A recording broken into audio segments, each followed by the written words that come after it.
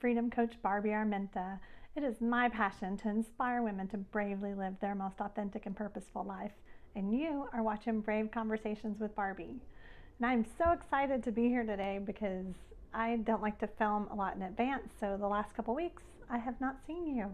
I have randomly had my appendix out since the last time I filmed. So I'm excited to be back and feeling good today, and I appreciate the thoughts and prayers and stuff that I received on my Facebook. It was definitely felt. I just have to share with y'all, I'm someone that I get anxiety, and before I do these videos, I do power poses. I do things so that I can get past feeling that kind of anxiousness and nervousness, and to be able to do things. And so whenever I was in the hospital to get my appendix out, I was really worried that I was going to be that way. And especially coming out of anesthesia, I'm someone that I get claustrophobic and I get anxious, and it's just not ever a good experience when I'm waking up for anesthesia. So I'm setting up the anesthesiologist. I'm like, I just want to let you know, I get really nervous and I get anxious. And he was like, oh, don't worry, I'll be your bartender. And it was, and it really was the most awesome experience. I had peace all day long. And then when I woke up, literally the nurse next that was in front of me when I woke up said, do you always wake up smiling? And asked me what I did for a living. And when I told her that I was a life coach, she was like, okay, I need to get your information right now, because she goes, anyone that wakes up with that kind of joy, I need to talk to you. And I'll just tell you, that whole day, I just felt that peace beyond understanding that God promises us. And it was so awesome. And the only time I got weepy was because my husband was being so sweet. You may have one of those husbands that will sit there with you and just love on you when you're going through things, but I've never had that before. And keep in mind, this is my third husband, and I had just never had that experience. And just that my husband sat there with me all day and was just so patient and loved me through it, and just allowed God to use him to love on me. That's what made me cry, that God has just blessed me with this amazing godly man. And so it was as good of an experience as having your appendix out could be. It was just so awesome to just have that kind of peace all day. So I just had to share that with y'all. I'm excited to have another brave conversation. And today I just want to talk about the thing that I'm probably asked about the most. And that is just starting over after divorce. And that is just something I know more about than I want to. But I just wanted to share a little bit about my experience with that, and just encourage you that whether you are going through a divorce now, if you got divorced 10 years ago and you're still just not sure what to do with yourself, or haven't quite gotten over it, then this is for you. It's been about 12 years ago when I went through my divorce and finally got the courage to leave a marriage that I knew wasn't where I needed to be, and that this was not the best situation for my kids, that this was the person that was teaching them how to be husbands and how to be dads, and just finally had to get the courage to leave. And I will just tell you, when you get out of a divorce, you need to find a Christian counselor. It's so important. I know that we all have great girlfriends, and we all have these well-meaning friends and family that will give us advice, and that's great. And you need that. You need that love and support around you. But a lot of those people want to commiserate with you, and I know I, for one, had no shortage of people that would sit around with me and tell me how it was all his fault and all the things he did wrong and how no one deserved to be treated that way. And it was all true. But I also needed someone that could give me perspective. And I was so grateful when I found this counselor. She was a Christian counselor, and in the first 5 minutes, she explained to me the cycle of violence and how it happens gradually, and that we just get in so far we don't know how to get out. And just really summed up my life for me. I knew I had been living in this cycle, but I didn't know that it was a thing. I didn't want to believe that I had been in an abusive marriage. So in those few minutes, she was able to give me a new perspective. But she also was able to help me move forward and also look at my role, because we all play a role, no matter how bad it is. And I know so many of you have been through things far worse than I've ever experienced. And so I am not downplaying the things that we go through. And we definitely need help. But what I am here to tell you is that I know that God can redeem and restore, and He is in the business of doing that. And it is never too late for Him to give you that abundant life that He promises. You know, I quote John 10:10 all the time because it is my life verse. I actually have it tattooed on my back. It's, the thief comes to steal, kill, and destroy, but I have come that you may have life and have it abundantly. And there is no time limit on that. There is no, unless you've screwed it up or you've been through something horrible or someone's done something horrible to you. There's nothing like that. The enemy wants you to believe that your life is over, and it's not. That Jesus has come that you may have life and have it abundantly, no matter when that is. If you're 5 or you're 85, God still has a plan and a purpose for you. If you're still breathing, He still has something for you. And so I just want to encourage you in that. And so we need to take the time to heal. That's the first step. You know, and we need to have that time that with a counselor and give it the time that you need. And it's different for everyone. And how you walk through that is different for everyone.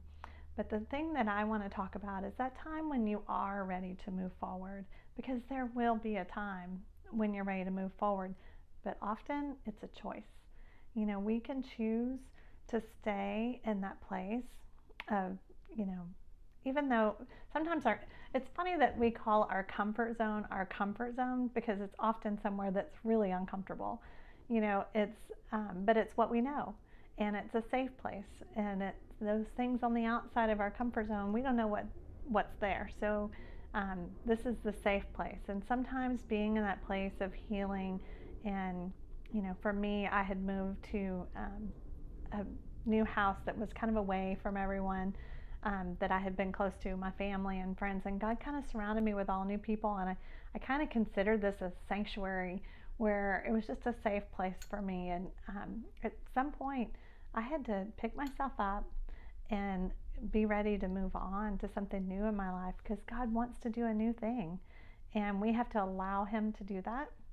But often it's stepping out in trust first. He's always going to want us to let go of what's good so that He can give us His best. And so we will have to step out of what's comfortable and into something that's unknown. And when I got to that place, I made a lot, let me just say I made a ton of mistakes. And I hope that I can encourage you with my mistakes, that you won't do that. But when I first got divorced, I had lots of big decisions I had to make. Where are my kids going to go to school? Where am I going to live? Where am I going to work? Because I had to close a business that I wasn't able to support myself well enough with my own business, so I had to close it. And so I had to make a lot of really big decisions. And I remember my counselor telling me, you don't make any decisions, do you? It was like, you don't even decide what you're going to have for lunch. And I was like, oh, she's so right. Like, I always just say, oh, whatever you want. And I realized that I didn't really have an opinion. You know, I was just that people pleaser that just wanted to make everybody else happy. And but it was also not taking any responsibility. And that was the perspective that my counselor gave me, was I think I'm being nice, and she says I'm not taking responsibility. And so God didn't give me small decisions like what's for dinner. He gave me big decisions to make. Where am I going to work? Where are the kids going to school? Where are we going to live? And so those were choices I had to make. But all I really wanted to think about was, who was I going to date? I didn't want to be alone. And, you know, if you're a single mom, you know that when the kids go off to dad's house, the quiet can be overwhelming.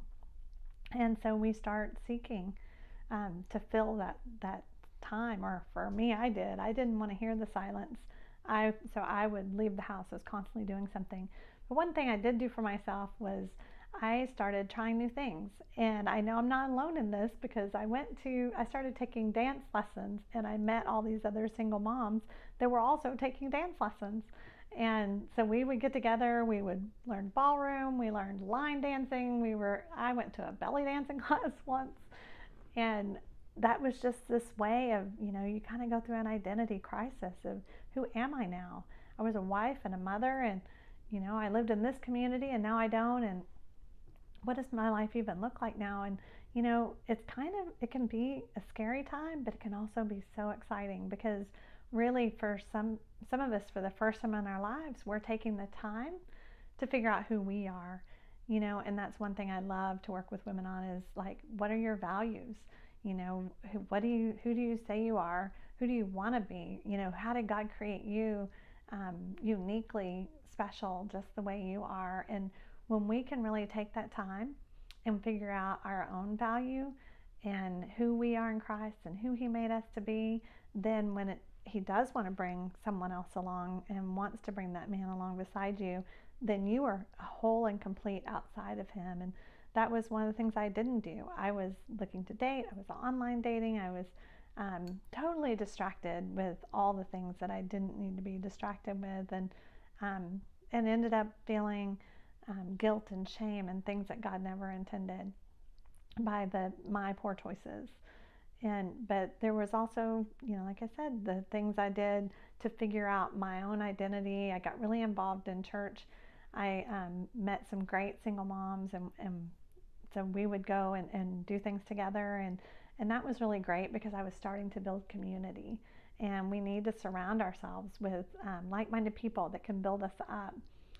And because for a lot of us, our self-esteem at that point has become really low, and we just don't know who we are anymore, or at least that was the case for me. And it wasn't until I was a few years in and I met my now husband that God really did a work in my heart of just learning about a walk in obedience, and how when He gives us guidelines and guardrails of His word, it's for our protection, not for our punishment.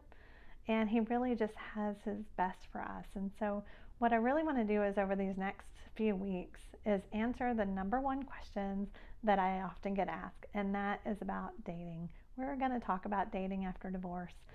We're going to talk about how long should you wait, and that answer is just going to be different for each of us, because we're all healing in different ways. And so that's going to look different depending on where you are, and how long it takes your divorce process, and just so many different variables. But we're going to talk about that.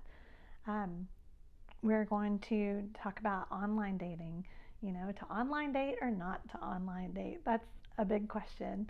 And I actually, it's funny, because I have people not want to tell me all the time that they met their person they're dating online. And actually, that's how I met my husband. We met online, and then we realized we were going to the same church, because we go to a large church.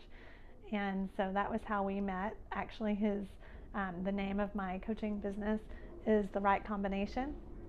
When I met Richard online, his online profile said padlock looking for the right combination. So that's just become a thing for us, of just being able to find what that right combination was. And it's really just, it's us plus God. It's putting Him first. That's where we find that right combination. We're going to talk about sex. How long should you wait? I know when I was first dating after divorce, it was when Sex and the City had just come out on regular TV, so it wasn't quite as risque as the HBO version. But that was where I was getting my tips on what dating in today's world was like. And it wasn't a question of if they were going to have sex. It was a question of how many dates is appropriate. Is it 1? Is it 2? Is it 3? So we're going to talk about that. What does the world say about what's appropriate, and what does God's word say about what is appropriate? But I would really love to hear from you. Like, what questions do you have, especially when it comes to whether it's starting over after divorce or it's dating after divorce? I just got asked yesterday, why is it that all the right guys are never interested and all the wrong guys are? And so we're going to talk about that. And what does God say about that? So if you have a question about anything like that, leave it in the comments. Send me a direct message. However you want to ask those questions, I'm happy to leave off your name. But if you want me to address something with dating, I would love to do that, because it is not a conversation without you. So leave me a comment, whether you're watching on YouTube or over on the blog on The Right Combination or on Facebook. Leave me a comment, ask your questions, tell me your story. I want to hear what happened for you after you got divorced. How did you start dating? Did you find Mr. Right? And what was that experience like for you? I would love for you to share. Um, but if you want to hear the answers to these questions and you don't want to wait, you don't have a few weeks to find out the answers to these dating questions, click below and schedule a free call with me. I would love to do a free call to hear about where you are and maybe if coaching's a fit for you. So I look forward to hearing from you. And then follow me on social media. Find me on Facebook. I am at Spa Barbie on Instagram and Twitter. So I would love to hear from you. Please follow me there. But until next time, remember to put your brave on.